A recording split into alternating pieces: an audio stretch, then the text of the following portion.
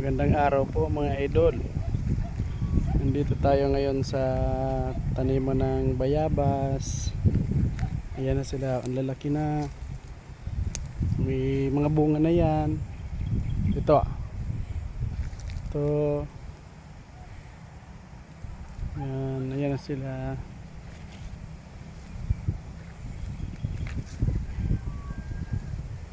Medyo na delay yung mga paglaki ng bunga nila kasi straight naman yung ulan. Ayan yung mga bayabas, ang ganda na nila.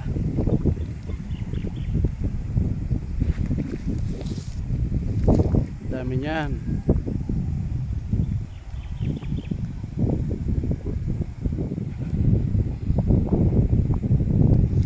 Halos mga 1 year na to simula nung tinanim. Dami niyan. Pag maulan pala na atrasado din ang paglaki ng mga bayabas. Ito, may bunga din kaso medyo may damage siya. May mga butlig baga. Pero di na muna papipitasin kasi sayang naman, alaki pa yan. Makakain din yan. Yan. Yan ang bayabas. Ang ganda.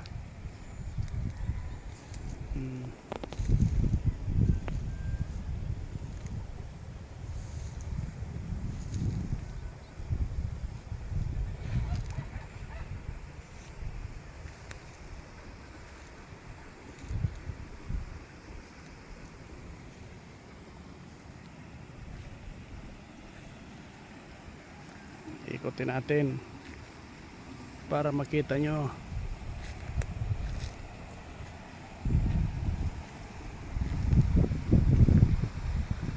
Yung doon sa dulo medyo mga maliit pa kasi na huli yung pagtanim doon sa dulo na yun, medyo maliliit pa doon.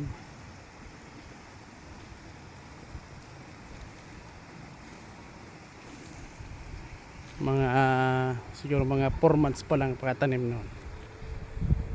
Ito sila, ito yung mga naunang tanim. Ito may bunga rin, malaki na yan. Sarap nito. Napitasan na namin to, mga ilang bunga rin, siguro mga sobra 10 kasi ano sila ng mga ulan, yung mga bulaklak. Marami na sana ditong nagbunga. Ito rin may bunga na rin.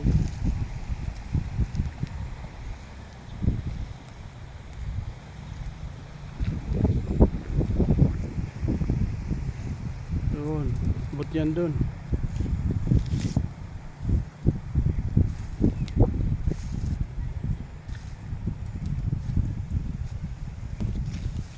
Yan.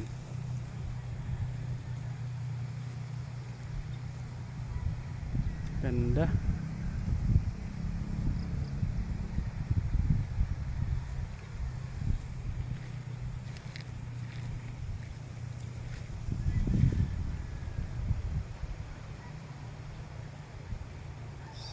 Sige mga idol, hanggang dito na muna yung aking video.